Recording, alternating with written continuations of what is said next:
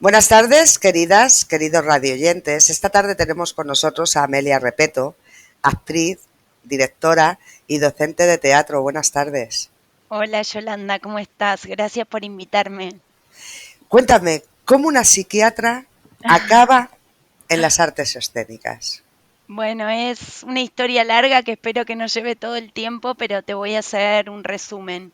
Yo estaba estudiando, para hacer psiquiatría antes hay que estudiar medicina y estaba terminando la carrera de medicina y se me ocurrió comenzar un taller de teatro con mis veintipoquitos años porque hice la carrera realmente, bueno, en tiempo y forma, porque era una carrera que había hecho por mandato sobre todo y bueno, y me anoto en un curso de teatro para probar, digamos, como un hobby, como cualquier persona que se anota en un taller de teatro como hobby. Cuestión es que fui a ese taller de teatro y me enamoré del teatro y al poco tiempo, a los 3 meses de estar haciendo un curso pequeño en un centro cultural, un amigo, era hace muchísimos años, ¿no?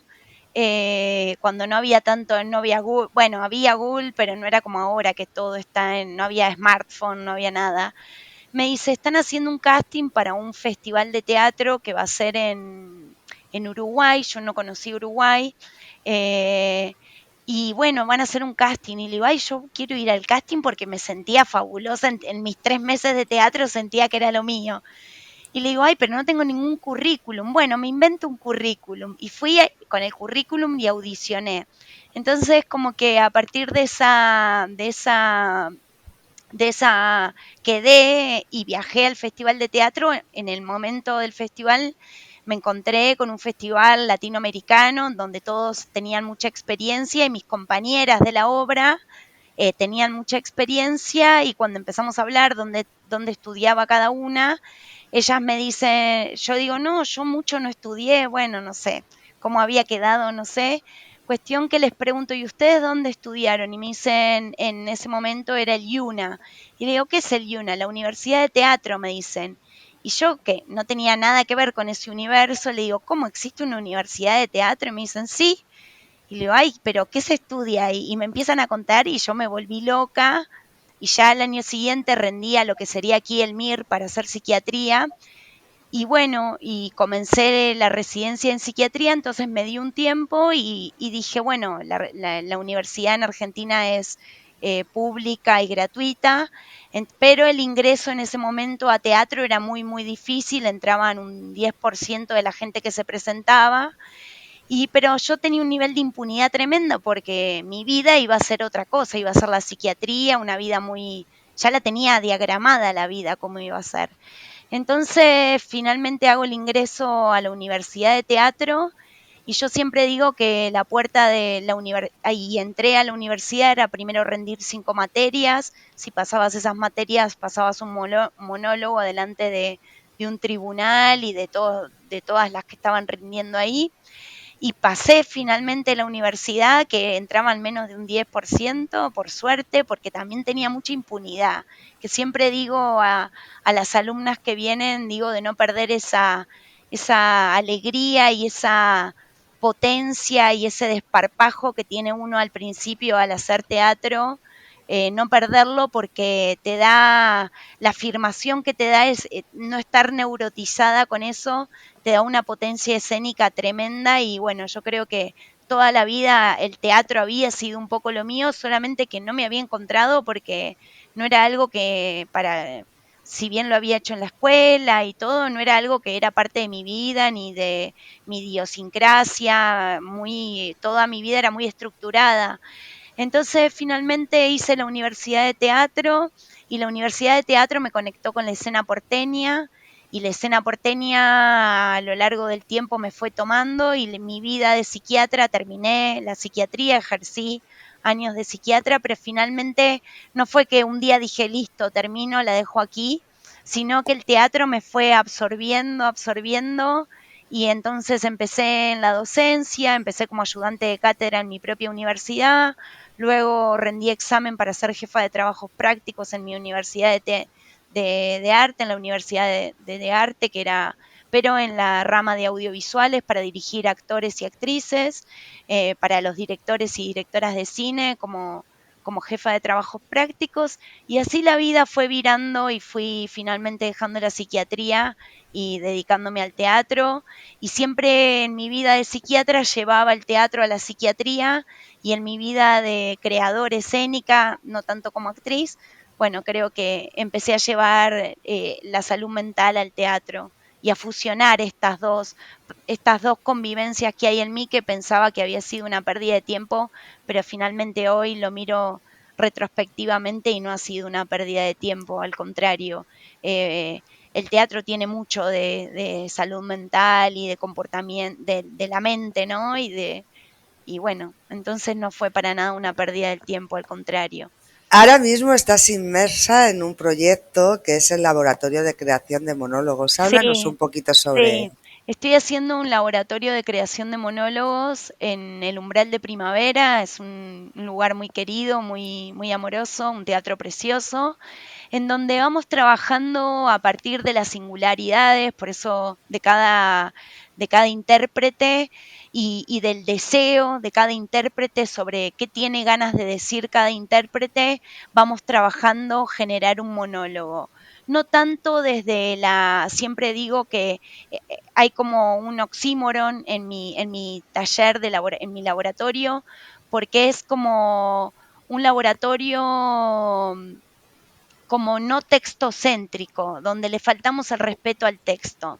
Y eso puede ser una falta de respeto para la comunidad teatral, pero lo que vamos haciendo es generar hipótesis de investigación en donde el texto después se fusiona todo con todo, pero es una excusa para explorar todos nuestros gradientes actorales. Entonces, un monólogo que me permita a mí explorar todos mis gradientes actorales, emocionales, formales, expresivos, a partir de un texto. Entonces, que no sea que el intérprete tiene que ir detrás de lo que dice el texto, sino que la actuación va siempre por delante y el texto es una excusa para actuar diferentes cosas, para disociar lo que digo de la emoción, o sea, y cada uno va encontrando su propia singularidad a través de las imágenes que trae, a través de su formación, a través de sus narrativas de vida, no porque me meta con la vida de las personas para nada, sino con las texturas que trae cada persona. Yo siempre digo, bueno, yo por ser de Buenos Aires tengo unas texturas, no es lo mismo, siempre digo una película si le dan a una película sobre un amor a Lucrecia Martel de Argentina, a Claudia Liosa de Perú, a Haneke, a Kaurismäki, cada uno va a ser por ahí, le dan la misma temática, pero cada uno va a poner su textura eh, por las propias imágenes que conlleva. Entonces, hacer de lo que trae cada uno una singularidad única e irrepetible en escena. Entonces, tratar de pesquisar esas singularidades para llevarla a esa escena y a su vez llevar también todos nuestros gradientes como posibilidades de intérpretes. Entonces, no hay una actuación estandarizada, no hay un bien, un mal, sino encontrar esa cuestión singular que tiene cada intérprete para dar a la escena y yo poder, como una buena pescadora, registrar qué es eso para sacar lo mejor que tiene el intérprete y llevarlo a la escena. Y trabajamos también de una manera laboratorio, siempre trabajo desde el primer día con vestuarios, con iluminación, no porque el vestuario tenga que ser congruente con lo que se va a decir, sino para generar un clima ficcional, onírico, pictórico, que también ayude a colocar al cuerpo, la emoción, la expresión, el ambiente en una gran bacanal onírica, le digo yo. Así que eso. Entiendo entonces que las personas que participan en este laboratorio son personas ya con una experiencia previa. Sí, son personas que el laboratorio de monólogos es para personas con experiencias. Sí, con experiencia escénica, que vengan de donde vengan, pero que tengan experiencia. Hago otros talleres que son para personas principiantes e intermedias, que tienen experiencia intermedia o principiantes en otro espacio que es la parcería, que es un gran espacio cultural eh, que es maravilloso y que tiene muchísimas actividades, pero bueno, fui yo la que inauguró dentro de ese gran espacio que es la parcería, emblemática en Madrid por hacer un punto de contracultura, un punto latinoamericano friendly, un espacio queer, un espacio con mucha apertura, afro, con mucha. Entonces, la parcería es un gran lugar y se ha armado un grupo también muy potente y muy maravilloso. Y, por ejemplo, trabajamos ahí todos los lunes, pero esta semana alguien va a poner una casa y vamos a explorar una casa vacía, teatralidades. Así que también siempre investigando, esa es la temática. ¿Qué requisitos tendríamos que tener si queremos apuntarnos y cómo a esos talleres de principiantes? Deseo.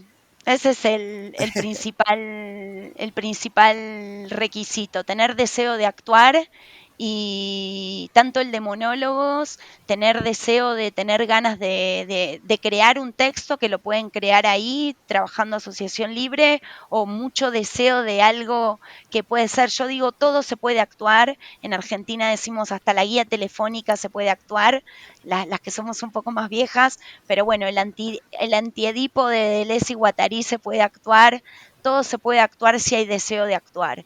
Y yo creo que eso, que la riqueza de la actuación y de las imágenes reside en nosotros y la potencia del cuerpo.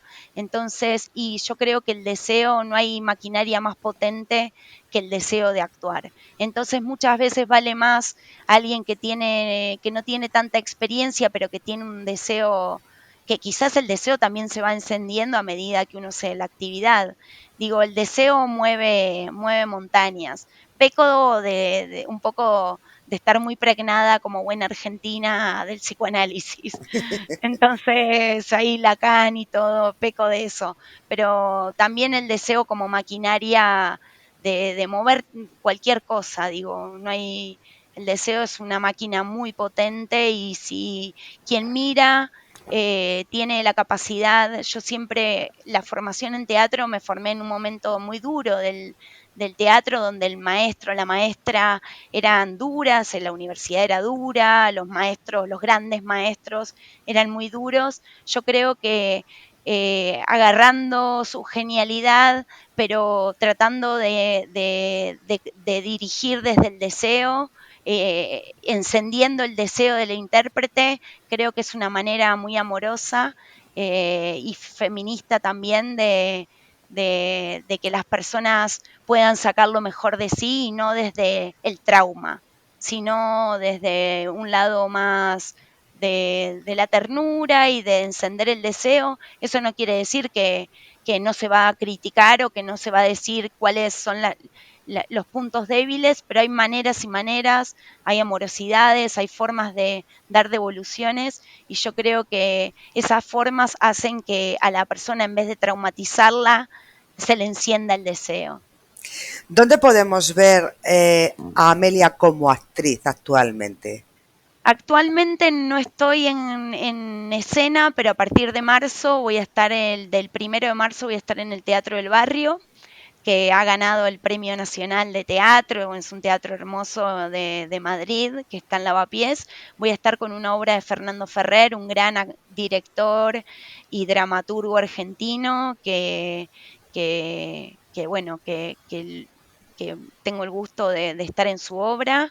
Y después también voy a volver con el Romance de la Negra Rubia, que es una obra que estuve haciendo en el Umbral de Primavera. Estamos viendo dónde vamos a volver, pero probablemente volvamos. Si están atentos a mis redes, lo voy a publicar.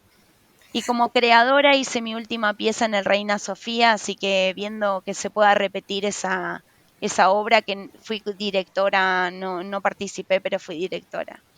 Háblame un poquito de lo que presentaste en el Reina Sofía.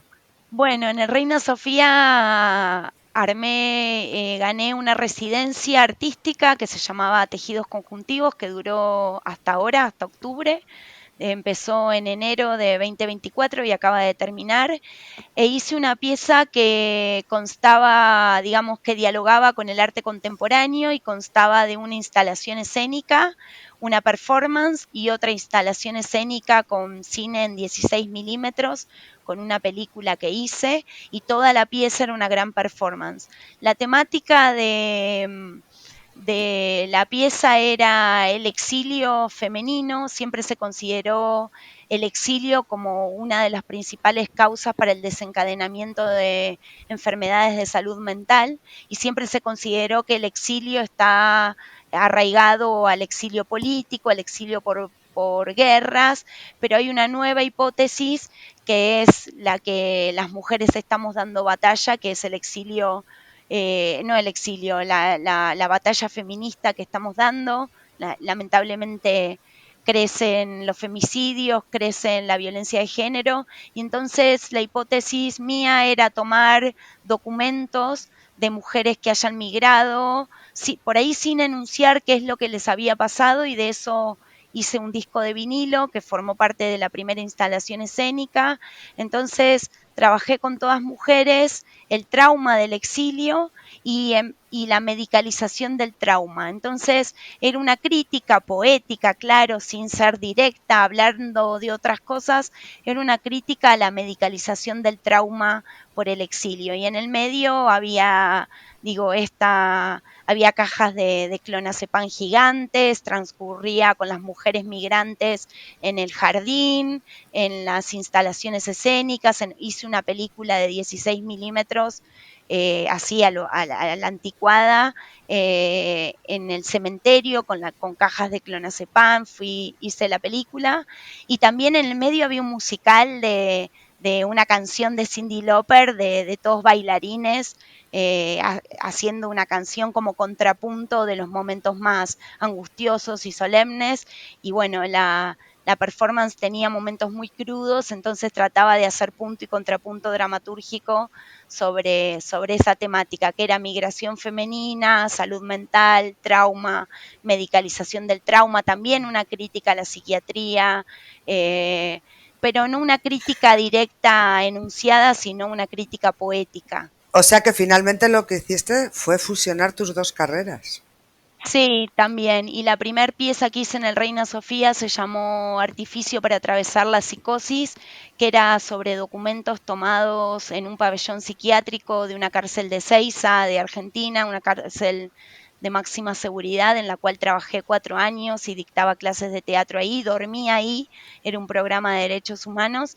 De esos 4 años tomé documentos, hice una performance, una conferencia performática que era con archivos y filmación y yo en escena, dialogando, metiendo cumbia, bailando, y después una performance site specific que era parte de la misma pieza, en donde toda la gente con máscaras de animales se metía en una sala de aislamiento psiquiátrica, y ahí empezaban los documentos tomados de la psicosis, pero en el medio aparecía cumbia y los performances se iban activando con toda la gente ahí metida y nadie sabía quién era quién porque todos tenían máscaras como si fuese un gran carnaval medieval.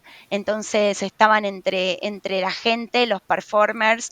Después tuve la suerte de hacer esa performance en el Festival de Tara y ahí trabajar con personas que sí habían vivido el encierro de salud mental o el encierro de cárcel. Entonces también era interesante porque tomaba un nivel de peligrosidad escénica muy atractiva la segunda parte de la pieza, que era site specific, y la primera parte de la pieza era más delirante, era muy graciosa, pero muy angustiante a la vez, porque yo contaba mi experiencia en la cárcel, de haber estado y dormido en la cárcel durante 4 años, una vez por semana, pasaba 48 horas cada semana, dentro de esa cárcel de máxima seguridad en el pabellón psiquiátrico, y entonces de eso hice una narrativa, una ficción realidad, un, como rasgos de biodrama, pero con ficción, y bueno, así fue.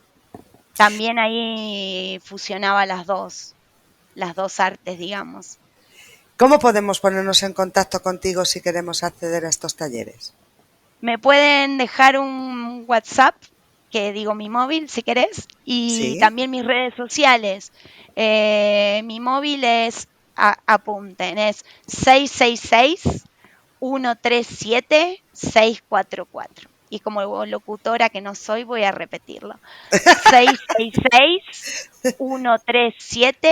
666-137-644. Y mi Instagram, que es lo que uso, no tengo TikTok porque ya soy pues mayor.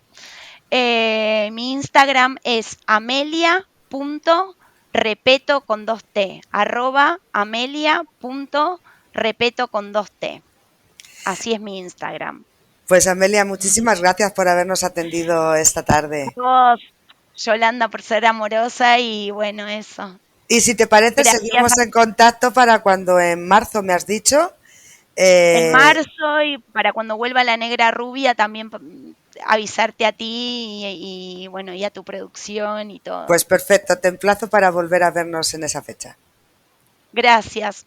Gracias a Un ti. saludo a vos y a todas las personas que hacen posible este espacio y estoy muy agradecida, un poco nerviosa, pero muy agradecida. Gracias a ti. A vosotros, Adiós. vosotras, queridas y queridos radioyentes, como siempre, muchísimas gracias por estar al otro lado. Mi nombre es Yolanda López.